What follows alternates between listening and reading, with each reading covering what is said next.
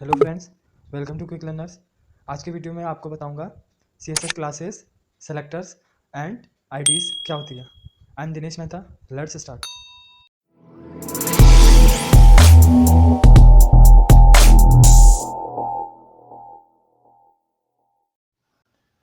बात करते हैं CSS सेलेक्टर की। HTML फाइल में हम जो भी एलिमेंट यूज़ करते हैं वो हेडिंग हो सकती है, बॉडी और पैरा, इमेजेस, कोई भी एलिमेंट हम यूज़ करते हैं उन एलिमेंटों को हम सेलेक्ट करके उनको प्रॉपर्टीज़ देते हैं, उनका लोकेशन, कलर, फॉन्ट और भी चीज़ें हम CSS के थ्रू करते हैं। तो उन्हीं को सेलेक्ट करने के लिए अलग अलग मेथड्स होते हैं। उन मेथड्स को हम सेलेक्टर्स बोलते हैं कि हम कौन से अलग अलग सेलेक्टर के अलग अलग एडवांटेजेस होते हैं। तो हम वही इस वीडियो में आगे कंटिन्यू करेंगे। तो फर्स्ट सेलेक्टर जो है वो है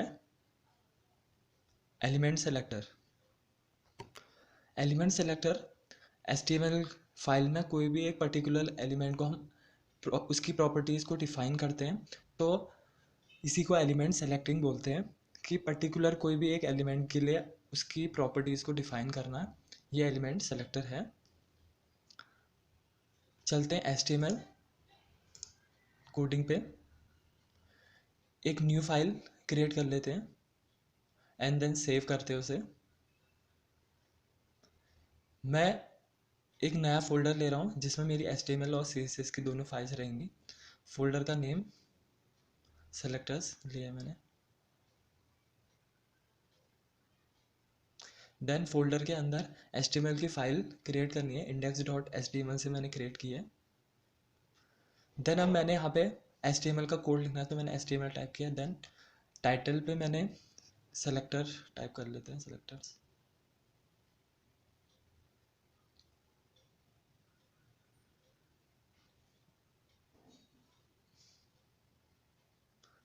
देन बॉडी के लिए यहाँ पे मैं एक एग्जांपल दे रहा हूँ जिससे हम सारे सेलेक्टर को अच्छे से डिफाइन कर सके, यहाँ पे समझ सके। तो इसीलिए मैं हेडिंग ले रहा हूँ एक टेक्स्ट की, I love ice cream. Then para, para के अंदर टेक्स्ट कोई भी ले लेते हैं, मैं यहाँ पे आइसक्रीम ही ले रहा हूँ।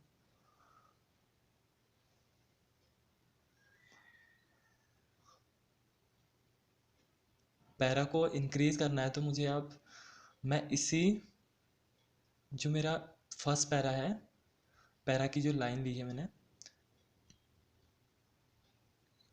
इसी को कॉपी कर लेता हूँ। देन मुझे थोड़ा लेंदी टेक्स्ट चाहिए तो मैं इसको 5 टाइम्स कॉपी पेस्ट करके सेव कर लेते हैं। देन Ctrl+S सेव करके अपनी फाइल लोकेशन से इसी फाइल को मैं ओपन करके एक बार चेक कर लेते हैं। देन मेरा जो भी टेक्स्ट एलिमेंट है वो आ गया। अब चलते हैं CSS फाइल क्रिएट करते हैं। न्यू पे जाके देन सेव कर लेते इसे, सेम फोल्डर पे करेंगे इसे। styles.css नाम से मैंने सेव किया है। देन मैं इमेज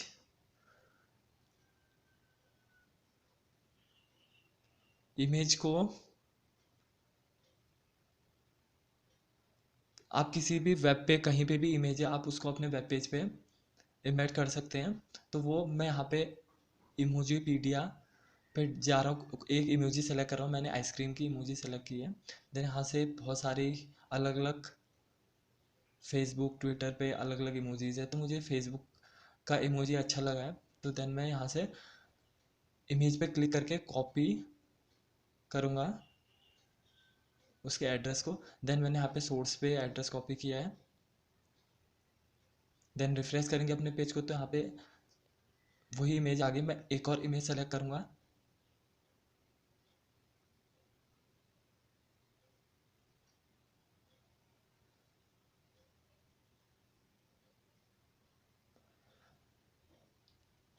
ऑल्ट पे आप इमेज का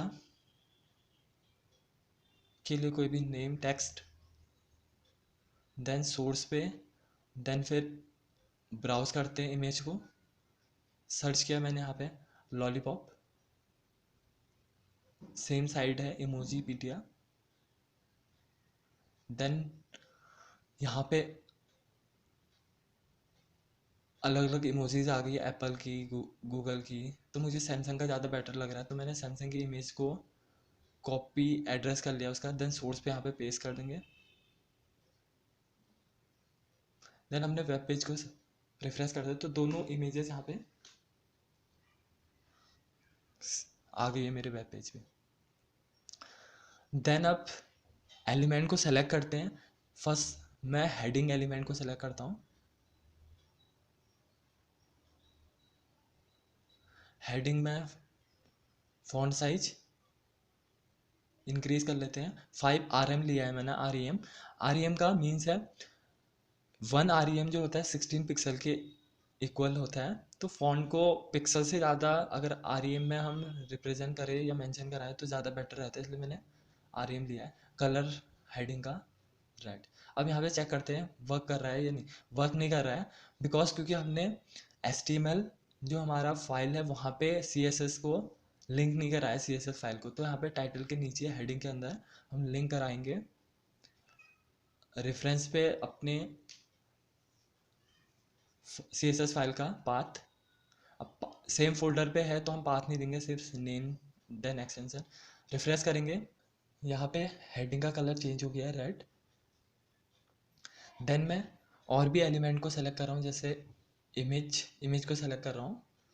तो इमेज ING के बाद कर्ली ब्रेसेस के अंदर, क्योंकि मुझे अब मैं क्या कर रहा हूँ, इमेज को राउंड सर्कल पे दिखाना है, तो यहाँ पे बॉर्डर रेडियस लिया है मैंने 180%। देन बैकग्राउंड, अब मैं बैकग्राउंड टाइप कर रहा हूँ लेकिन मुझे बैकग्राउंड कलर पूरा जो हिंट है वो शो नहीं हो रहा है। तो बिकॉज क्योंकि मैंने ऊपर जो बॉर्डर रेडियस लिया है यहाँ पे, वहाँ पे सेमी कॉलन नहीं लगा है। तो क्योंकि CSS में सेमी कॉलन और जावास्क्रिप्ट में भी सेमी कॉलन का को हम फॉरगेट नहीं कर सकते। तो यहाँ पे देखेंगे बैकग्राउंड कलर मैंने दिया था ब्लू, तो यहाँ पे राउंड सर्कल पे मुझे बैकग्राउंड कलर ब्लू दोनों इमेजेस में आ गई है मेरी। देन मुझे इमेज पे मैं होवरिंग लगा रहा हूँ, होवर करके मैंने कलर चेंज किया है, ऑरेंज किया है। जैसे मैं माउस को उसके ऊपर ले जाऊँगा, कर्सर पॉइंटर को, माउस पॉइंटर को, तो कलर चेंज हो जाएगा।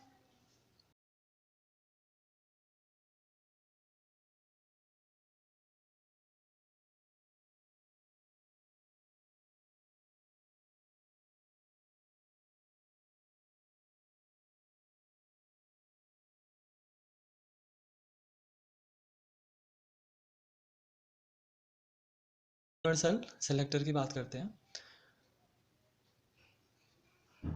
अगर हमें अपने HTML कोड को, पूरे कोड को सेलेक्ट करना है, उसके सारे कोड के लिए सेम प्रॉपर्टी लगानी है, तो हम यूनिवर्सल सेलेक्टर का यूज़ करते हैं। यूनिवर्सल सेलेक्टर को हम एस्ट्रिक साइन से शो कराते हैं। एस्ट्रिक, देन कर्ली ब्रेसेस के अंदर उसे प्रॉपर्टीज़ को मेंशन करेंगे। मैंने कलर देन फॉन्ट साइज मैंने 2 RM लिया है। अब रिफ्रेश करते हैं तो मेरा जितना भी टेक्स्ट है, चाहे वो हेडिंग है, पैरा है, वो सारा सेम कलर का और सेम साइज का हो गया है। तो ये है, हम ऐसे पूरे यूनिवर्सली सिलेक्ट करने के लिए, ऑल सेलेक्ट करने के लिए हम यूनिवर्सल सेलेक्टर का यूज़ करते हैं।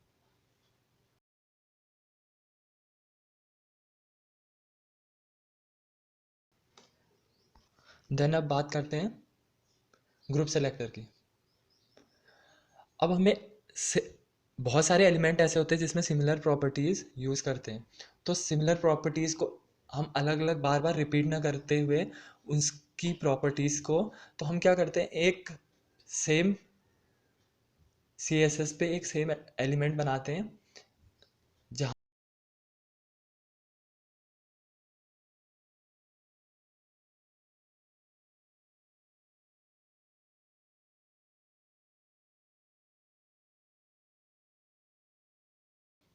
डिफाइन कर लेते हैं। तो यहाँ पे मैंने देखते हैं कि कैसे वर्क करते हैं।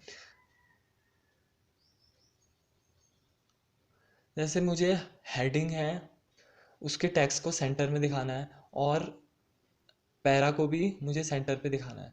तो मुझे पहले पैरा के साइज को सेलेक्ट कर लेते हैं। पी कर्ली ब्रेसेस के अंदर फॉन्ट साइज इंक्रीज कर लेते हैं थोड़ा, 2 RM, REM, 2 REM। Then text align centre. Then save करने के बाद ब्राउज करके एक बार रिफ्रेश कर लेते हैं।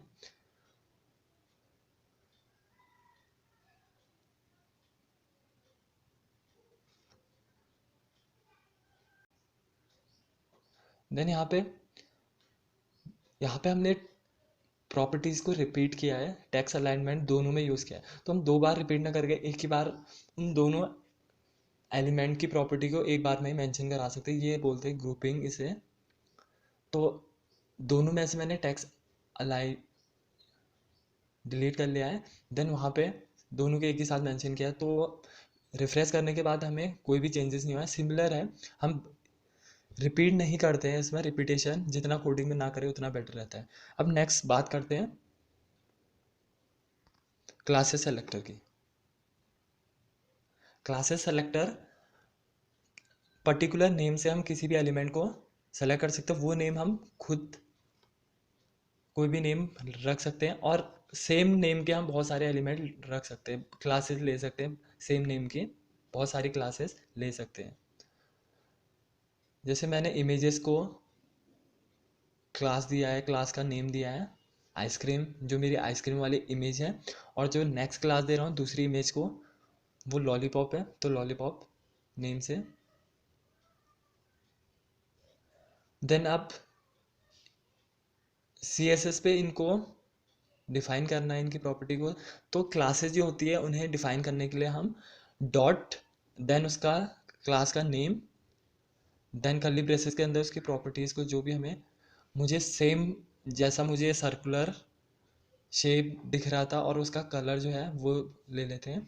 मैंने आइसक्रीम क्लास को बॉर्डर और जो उसका कलर है बैकग्राउंड कलर वो मैंने ब्लू दिया है। देन अब मैं नेक्स्ट अपनी जो क्लास है उसको डिफाइन करूँगा। तो उसको डिफाइन सिमिलर डॉट, देन उसका name lollipop, then curly braces के अंदर उसे डिफाइन करेंगे।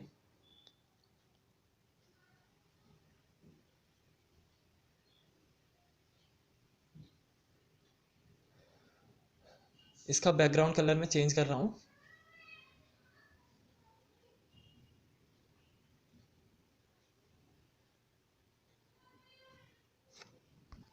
रेड कर लेते हैं।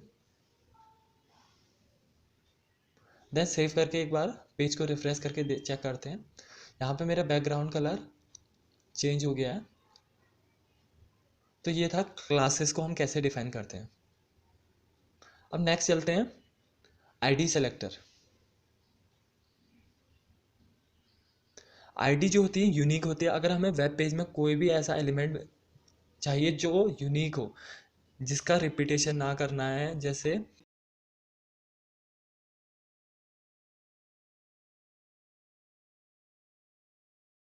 पैरा को आईडी सेलेक्ट किया है,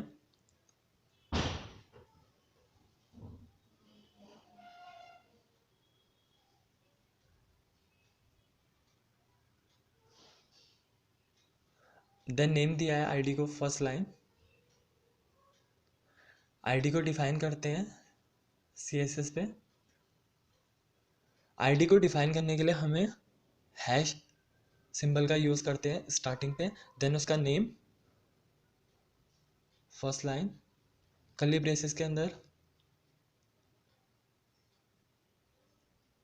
मुझे उसका उस आईडी का मतलब, जो मैंने आईडी लिए थे वो फर्स्ट लाइन थी पैरा की मुझे, तो फर्स्ट लाइन को मैंने साइज इंक्रीज करना और उसका कलर भी चेंज कर रहा हूँ मैं। तो फर्स्ट आईडी के अंदर ही मेंशन करूँगा उन चीज़ों को।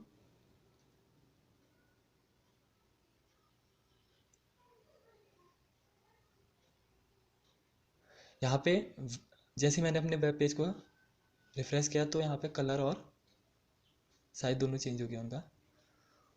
आई होप आपको